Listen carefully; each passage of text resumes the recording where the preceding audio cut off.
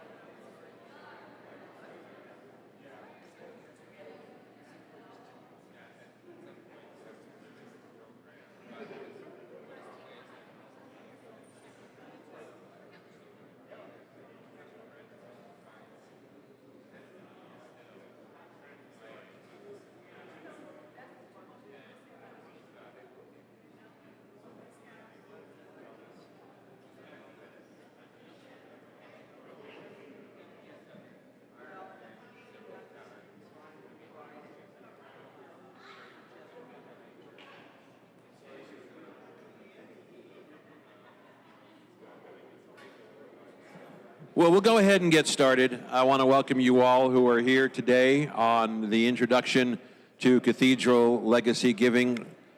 And I'm going to do kind of an introductory speech. I want to thank Tom Gross for helping set that up between Mary and Tom. And this kind of gives you an overview of what we'll be talking about. Then I'll turn it over to Mary, and she'll introduce our very first special guest. So the whole idea of the Cathedral Legacy Giving Fellowship is thinking ahead. It's thinking about what we hope for all of us, for ourselves and our families, and it helps us to plan for our own personal futures. But not just us, but also here at the church and our families as well. We're going to ask some questions.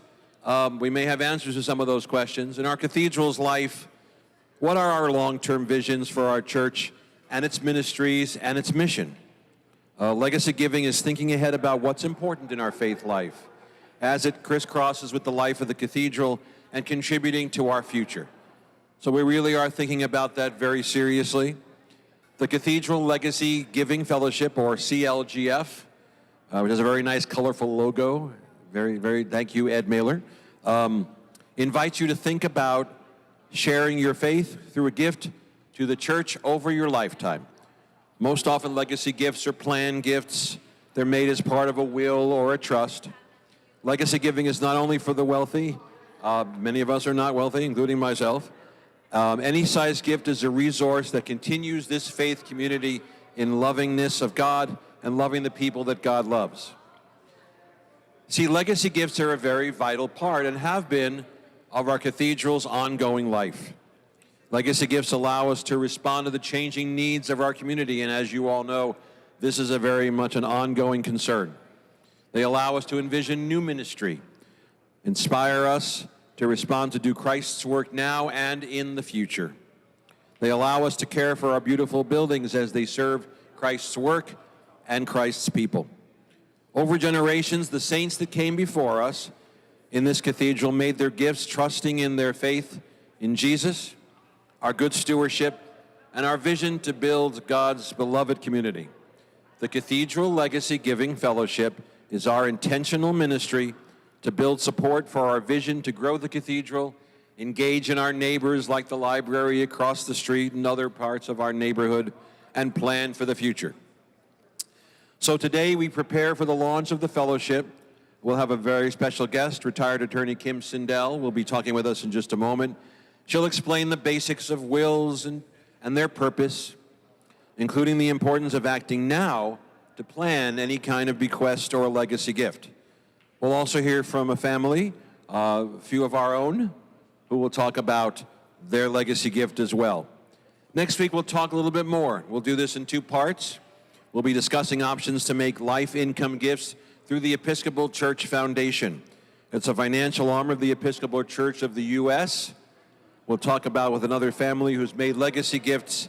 And then finally, on Sunday, November 2nd, the day after All Saints' Day, we will formally initiate the Cathedral Legacy Giving Fellowship as we celebrate our Christ Church birthday, which of course is on All Saints' Day, November 1st. 206 years, I believe, is that right?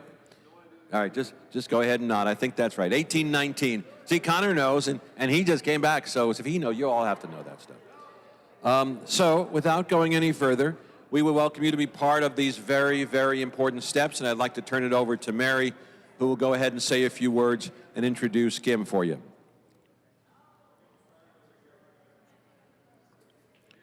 I tell her not to point, and she points. Don't point at people. I'm going to do that. I am so delighted to have Kim Sindel with us today. I've known Kim Sindel for probably 30 years, and she's been a practicing attorney of some real note, a real note. She also asked, because she'd really like to be able to talk with you, whether some of you might come over to this side so it'd be a little more intimate. And she also has a handout. So if you're willing, come on, or it's convenient. If it's not, and what I want to say to you about Kim Sindel, most importantly, is that I know she practiced with incredible compassion, and I know her to be a friend of highest quality. So, so Kim will talk with us now about wills, and let's see. All right, I think that's on. It looks on. Can you hear me? I'm delighted to be asked to talk to you like this, in this beautiful, beautiful cathedral. I would like to say that I started out as a professor at University of Missouri, and then went to law school and have practiced law for 45 years. I retired 2 years ago. And my last law partner in the firm of Sindel and Emmel is Nancy Emmel, who is now an Episcopal priest at St. John's Church in the city. So she'll be delighted that I spent this morning at this church. I began as a corporate and tax lawyer, and then when I opened my own firm after serving with several big law firms, I became a family lawyer. And together with the family issues of custody and divorce and adoption and all of those matters, paternity, I took up a sideline of estate planning. After the divorce, I would say to my client, so you changed your beneficiary of your life insurance from your husband? And she said, yes, I made my kids. I went, wait, your kids are 9 and 11. Guess who's going to be in charge of their money? The guy you just got rid of. So I took up the estate planning, and it became a real focus for me, which I enjoyed, had the same dynamics as general family law, and had the same purposes to my mind, which was to avoid the confusion and the anger and the grief after someone died. Let's make it as easy as possible, as clear as possible, and let's make sure that what you want to happen happens after you die. So I have some handouts. Yeah, would you please? And let me just state that Office Depot stapled this first handout on the wrong corner. So it's a little awkward. Here, you can hand these out too. They're different.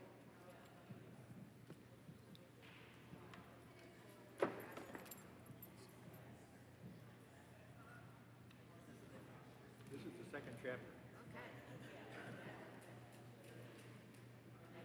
So there are two handouts. One is called Why Do I Need to Worry About Estate Planning? And the second is some considerations for you to make. Now, I'm sure that many of you have done your own thinking. Yeah, well, there are two different things. And maybe already have your estate planning set up, or maybe did it years ago and haven't wanted to think about it since then, and it deserves a look again. So maybe my talk today will help you rethink some things, refine some things, and get done what you really should get done for those you're going to leave behind. That includes, of course, your family, your relatives, your friends, your church, your charities. So let's start off with my questions about why do I have to worry about it? Many of you already have worried about it, but these questions are gleaned from my clients who have come to me and say, I need a will. And I would invariably say, you need more than a will. If you only have a will, when you die, your will must be admitted to probate. Your heirs must hire a lawyer. Your heirs must go to probate. You must deal with the probate court, and it can often take more than a year or more than that to probate a will. Now, you do need a will, but the end of my talk is often that what you probably need is a very simple trust. A trust does not go to probate. A trust is administered by someone that you trust and you appoint as a trustee to take your place after you die. And a trust can do whatever you want. It's a private contract between you and your trustee and your assets. So if you look over the questions that I have on the first page, these are things you may have thought about already, you may have already considered, and the easy answer is it's worth it to hire a lawyer to do your estate planning. There's a lot of talk about doing it on the internet, but internets are forms. They don't teach you, they don't educate you, they don't do what you individually need to do. Hire a good lawyer, a simple lawyer, one who will not burden you with paper you don't need and will listen to you. That's the main point about having a lawyer. Get somebody who will listen to you. So look at the questions I have here, and these are questions you may want to keep in mind if you interview a lawyer, go to see a lawyer about doing your estate planning. You'll note, too, that what I'm asking in the middle of the page here is, who do I name as a personal representative for my will? They're not executors anymore. They're personal representatives. Who do I name as my financial attorney in fact? Who do I name as my medical attorney in fact? Who do I name as my trustee for my trust? And why do I need two of them? I'm already going to be one. Okay. Look over the questions I have here, and then after my brief talk, if you want me to answer the questions on that first page, I'll be happy to do it. Because I don't want to turn this into a long seminar on estate planning. I just want to wake you up to what you should be considering. And so, if you look at the attachments to this first page, the first thing I have here is a copy of a form of a beneficiary deed. One of the best things our lamentable Missouri legislature has done is to let us bequest things through a beneficiary deed.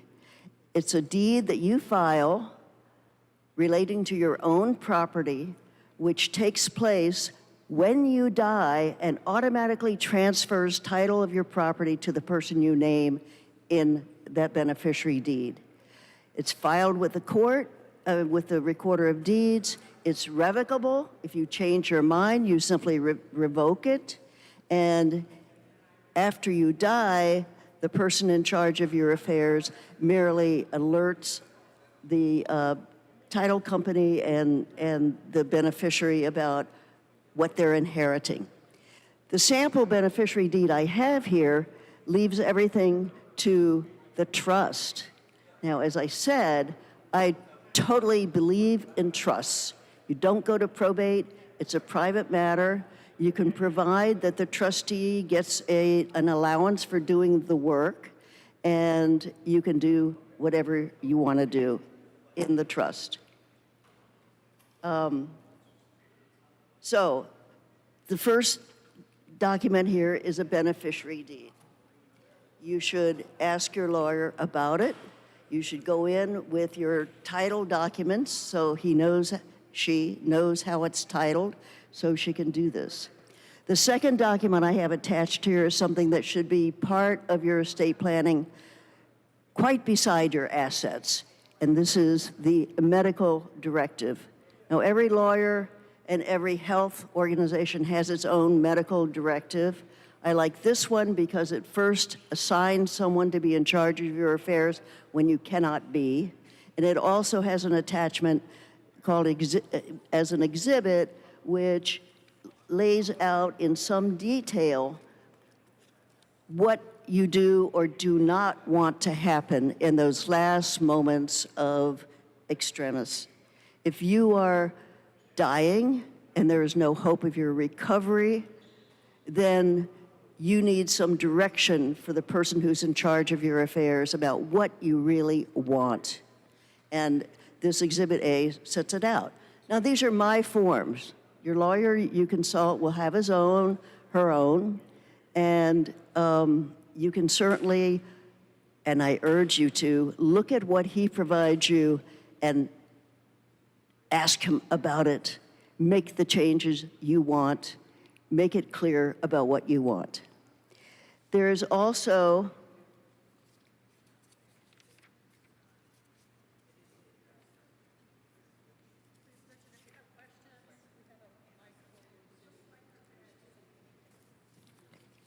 an attachment of a standardized kind of last will and testament.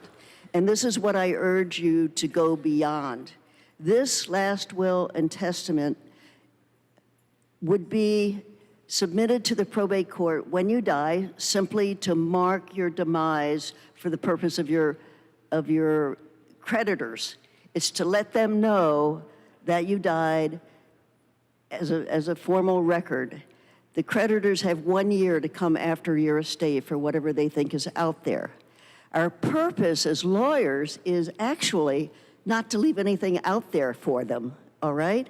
Our purpose as lawyers is to have all of your assets in a trust so that when you die, the trust becomes, the trust which is revocable, can be changed, can be amended, can be dumped and have another one put in its place. When you die, the revocable trust that's in place becomes irrevocable. And it is that trust which I spent a lot of my time working with my clients to do what they want to have happen. You'll note that this last will and trust and testament says,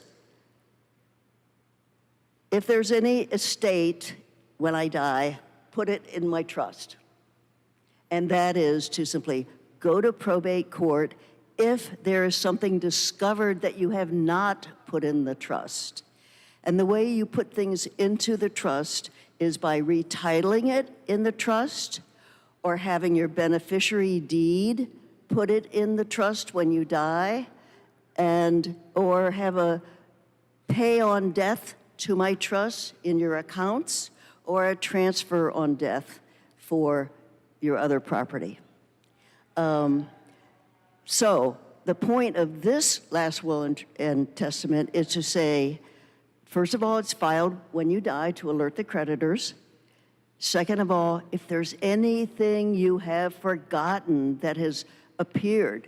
I had a client who hired me to do his estate planning. We did it all. He was dying of cancer.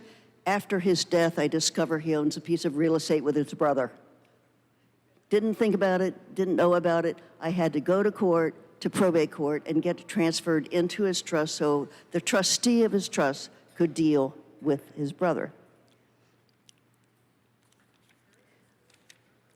I have not attached one of the other documents you need, so you need a will.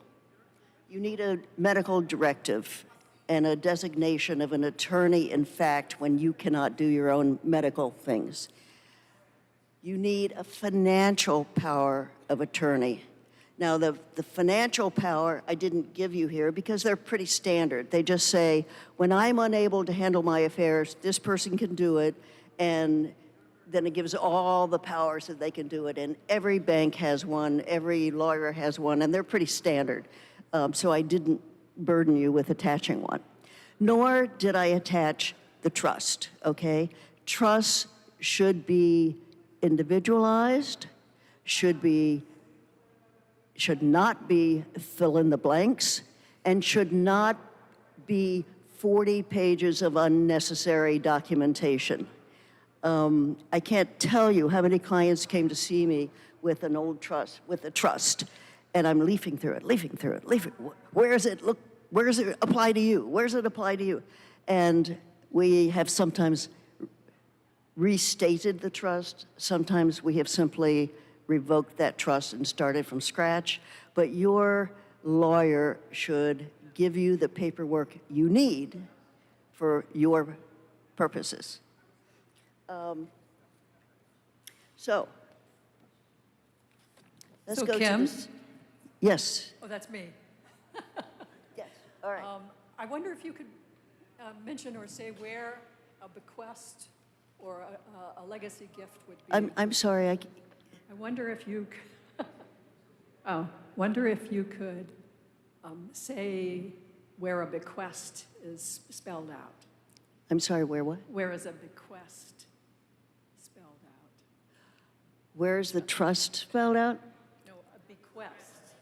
Maybe I better turn this off because we're really interested, especially in that people have some idea where would they, if they were going to make a legacy or bequest to the church, where would that be? I'll get there. I'll get there. Oh, for sure, I'm getting there. Okay. So, if you don't have a trust, you should seriously look for a lawyer who can do one for you. Make sure you trust the lawyer. Make sure you like the lawyer. Make sure she talks straightforward with you, asks you the right questions, and you feel welcome to give the right answers. Now, the second sheet that I gave you has more direct information about what you should do. These are the considerations. Now, attached to this second sheet are the informational sheets that I always ask my clients who come to me with. You'll see that there are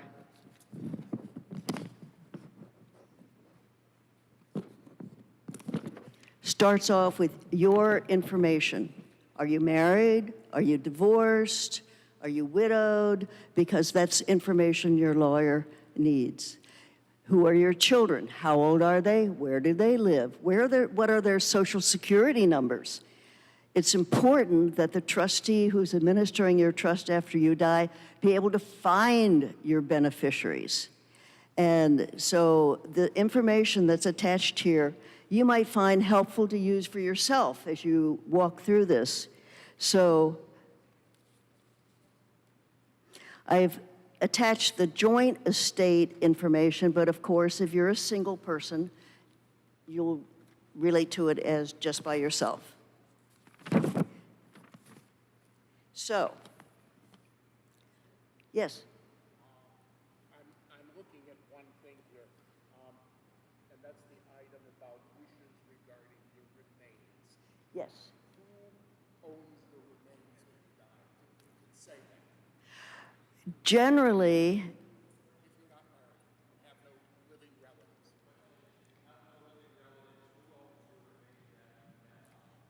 Who can say, take this one?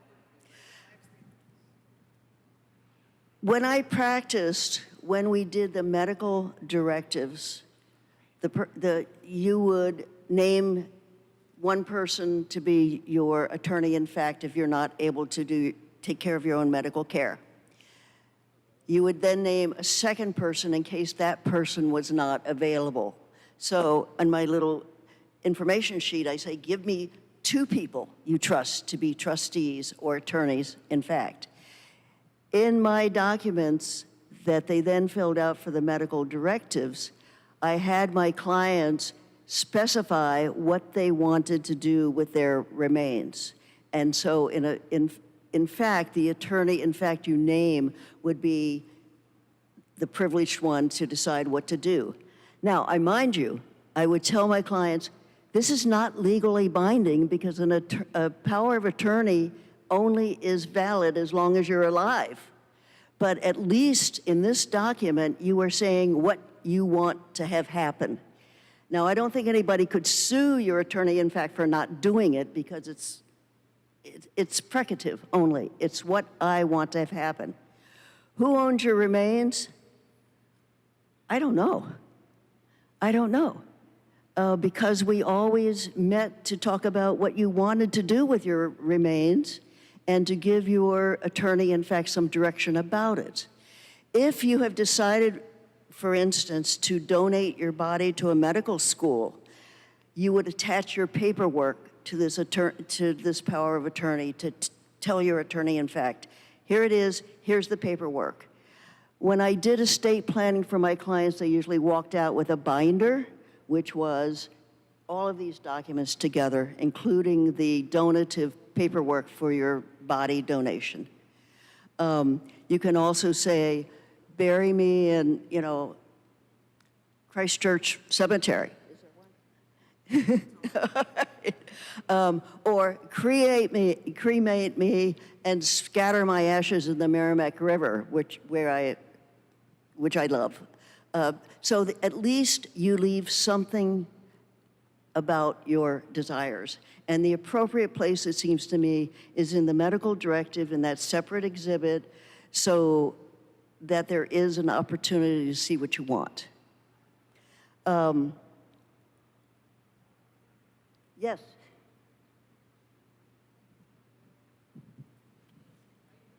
Yes, Kim, this is Patricia. Is there a cost, and what could you estimate the cost of doing this trust? Of course there is. Of course there is, because I'm telling you not to go to the internet. I'm telling you that. I will confess that the internet is better than nothing.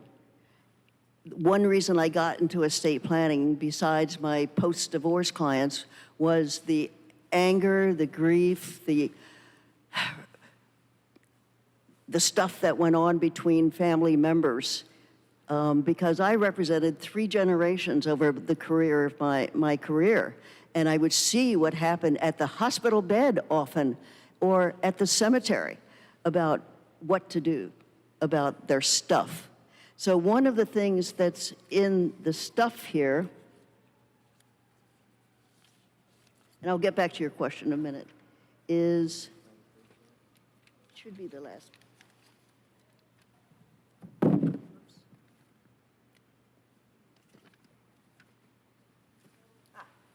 The very last page, it's page H.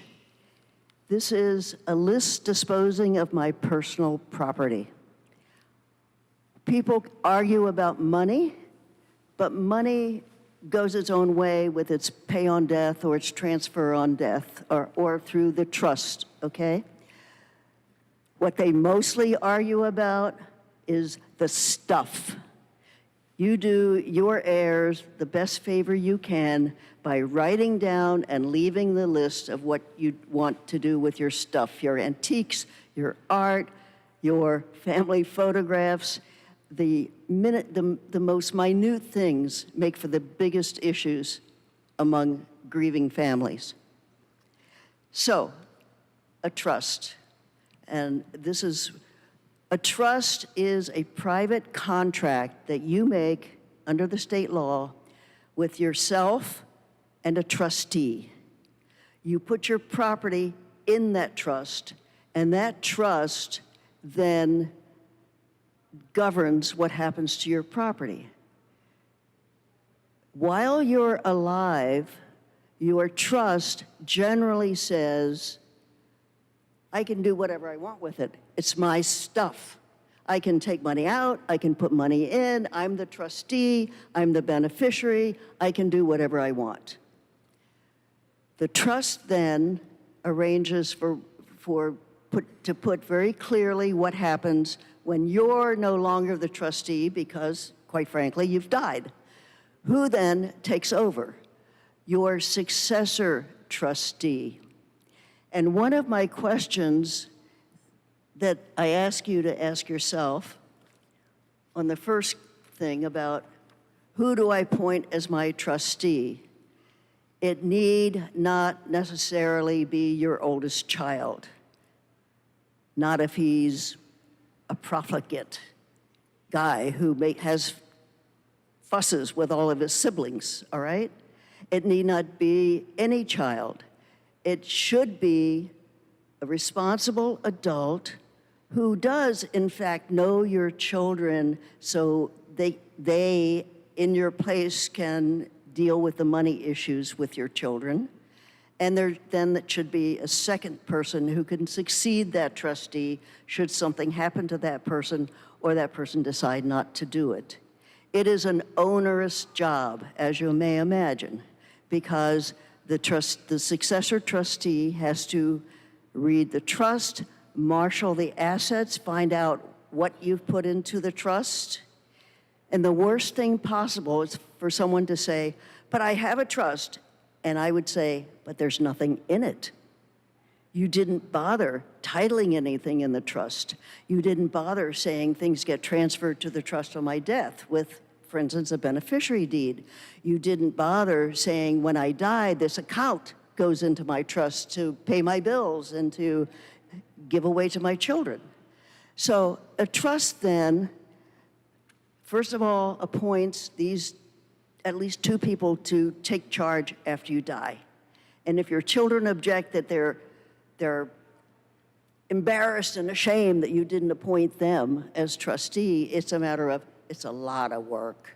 You don't want that work. You're going to be grieving. Don't, trust me that I appointed a proper trustee. After the trustees take charge after you die, the successor trustees, they are charged with paying your outstanding bills, marshaling the assets, and then doing what you said to do in the trust. And one of the best things you can do in your trust is specific bequests. And that's where Howie was talking about. Your specific bequests can come off the top of your estate to be given to your charity, your church, the gifts that Howie was talking about. So before any of those heirs get anything, your wishes about your charitable bequests are honored. After the specific bequests, then the remainder of the estate is then marshaled and then is given away or apportioned out the way you said. Now, one of my questions that was on one, why do I worry about estate planning, is that bad boy. He'll spend it all on stupid stuff. He has a drug problem. What am I going to do about him?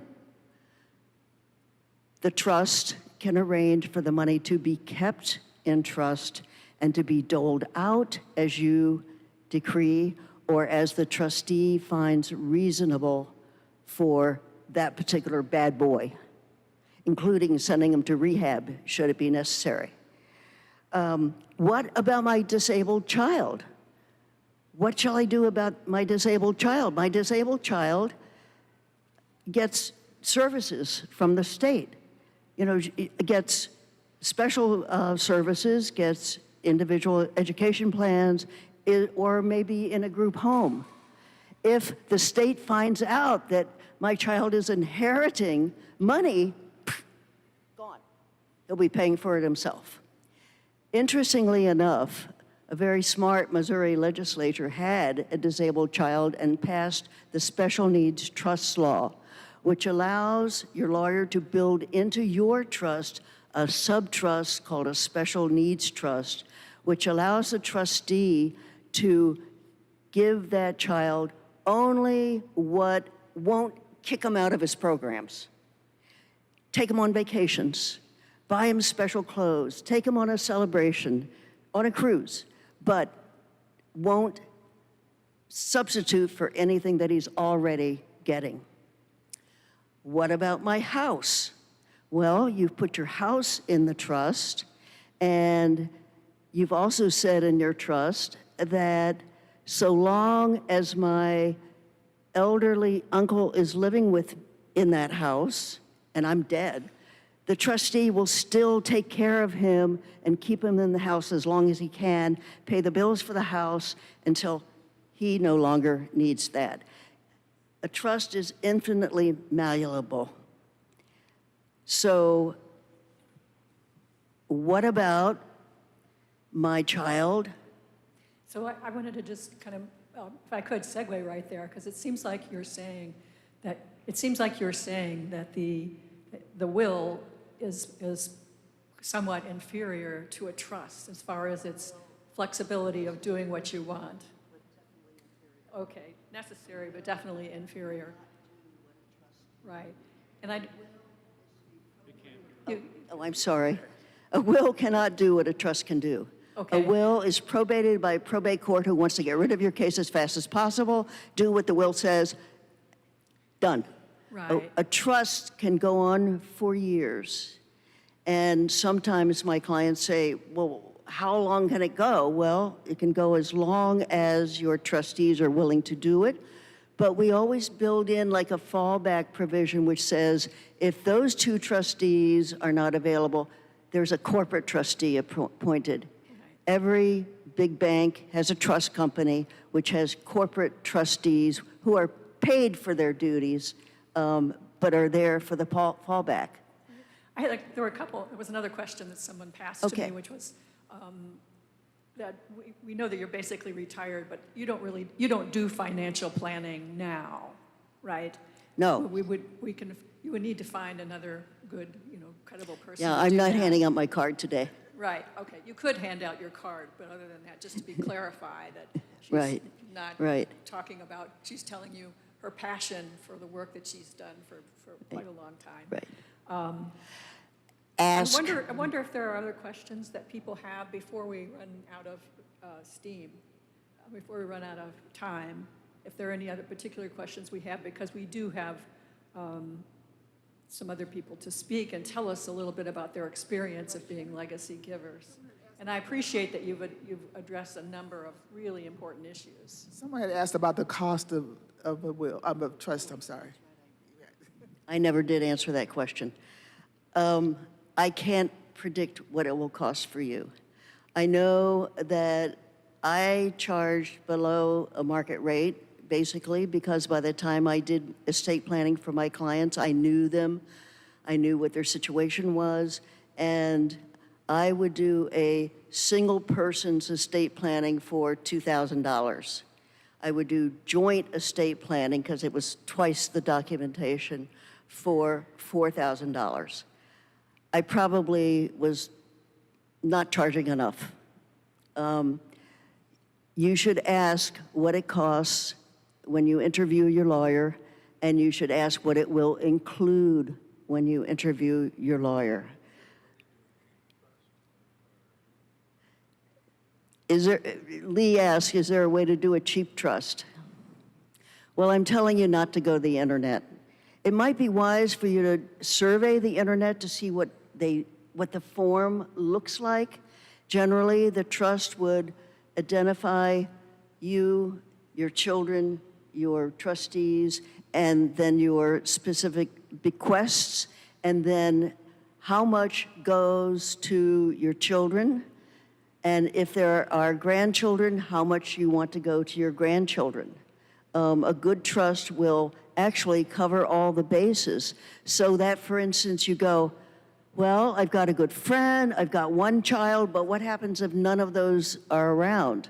And that's where the last part of the trust is give away my stuff to these churches, these charities.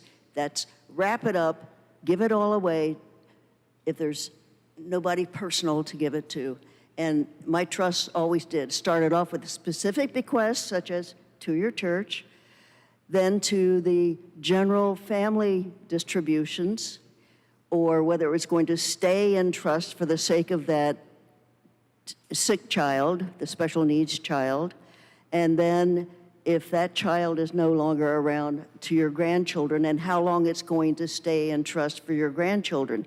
Generally, we said, by the time your grandchildren are 18, the trustee has seen enough of your grandchildren to know that they can get their distribution and we can shut the whole thing down.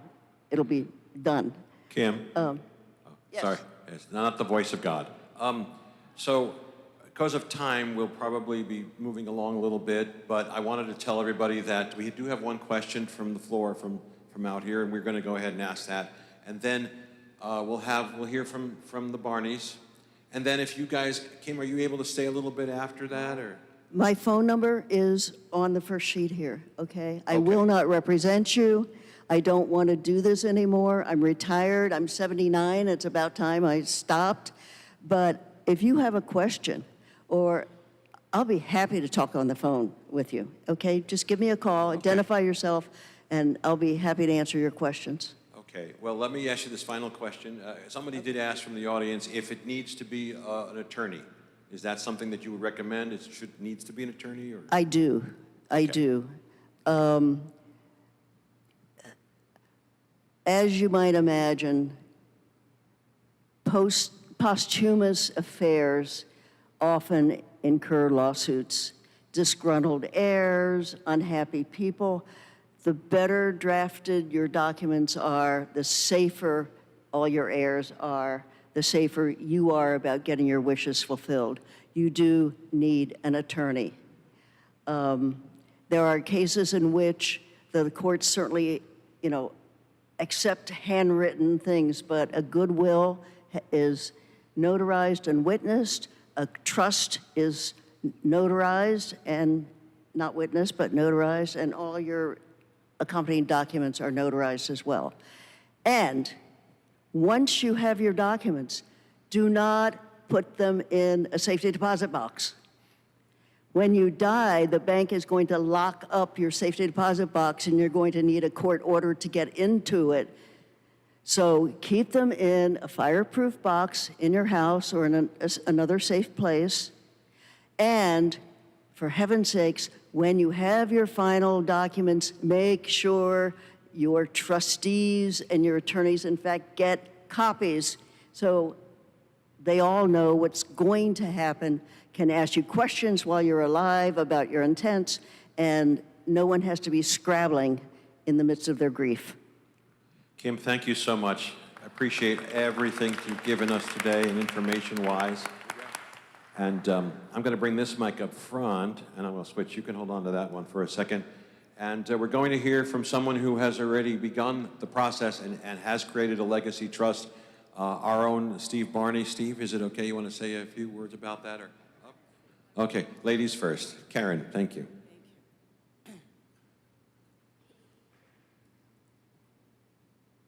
So why would I want to do this? I'd like to share a bit of and thank you for your presentation. I'd like to share my own faith journey. I was christened in Centenary Methodist Church as an infant. I spent most of my life in the Methodist Church. So that was first at Webster Hills Methodist Church, was the primary place where I grew up. My name's in the cornerstone of the new building there. And then when I went off to the University of Wisconsin-Madison, my parents were very concerned that I got immediately linked with a Methodist church. So they went with me to the campus Methodist Church, and long story short, Steve and I quickly found each other in Madison. We were married 3 years later at Webster Hills Methodist, but we returned to Madison, and we spent 25 years there, including our 4 children were mostly raised in that campus Methodist church because it was the most diverse, the most open-minded. I've always been about diversity. I learned first, the example I learned was from Webster Hills with a film strip, of all things, when they were doing film strips of a white woman taking care of a black child. And I thought, at age 10, I knew I wanted to do that. So when we began our family, we always planned, we were always planners, for 2 adopted, because Steve is adopted, and then 2 biological. So our family is very diverse. We have 1 biological and 3 adopted, all of whom are so-called minority children. So whenever I'm looking for a faith experience, I'm looking for diversity. So we eventually moved back to St. Louis through Steve's work. And in 1998, the building where we live now was those condos were just being advertised. And we thought, well, we really love that concept, to build it to age in place. So then we started visiting churches in downtown because we'd been at the University City United Methodist Church for about 5 years. And we just weren't that happy with it. So first we went to Centenary, my home base. It just didn't work.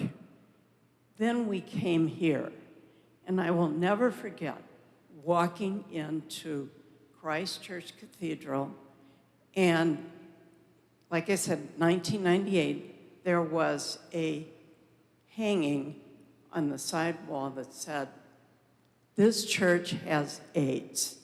And I thought, this church is where we need to be, because it is, in my whole life experience, the most diverse, inclusive, loving faith community that I have ever experienced, despite all the other experiences. And so we have become a part of this community. And to fast forward, because I know we don't have endless time, I was really reminded of the generosity of our forebears when I functioned as a trustee. And I just thought, what an incredible gift to pass it forward, to extend to others the same gift, to celebrate the uniqueness of this church established in 1823. And here we are today. So thank you for your consideration of a gift to this church, a long-lasting gift after your death.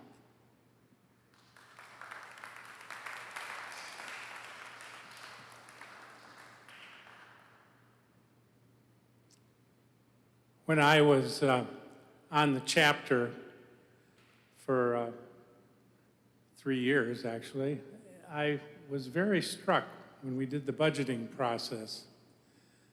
For every dollar we give as a member of the congregation, some past, long dead member of this congregation gave 2. We only were funding at that time a third. I'm not even sure we're doing that much now. We are really blessed by the gifts of people that lived a century and a half, 2 centuries ago. And I think we've continued to benefit and are able to have a more vital ministry because of that. And so paying it forward by making a provision in our will, we're not going to benefit directly by that because we're not going to be around. But somebody has the opportunity and the capacity to enjoy a more vital ministry in downtown St. Louis, taking whatever form or shape that it needs to take for that future. Because I'm sure the people that left that money to us many, many decades ago had no concept of what we would be dealing with as a ministry and a faith community in the world we live in.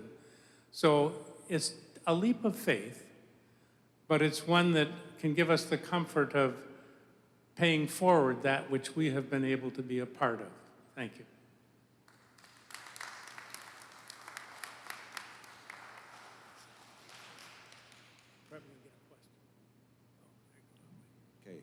Okay. First, does anybody have any comments or questions that they want to share? I know that.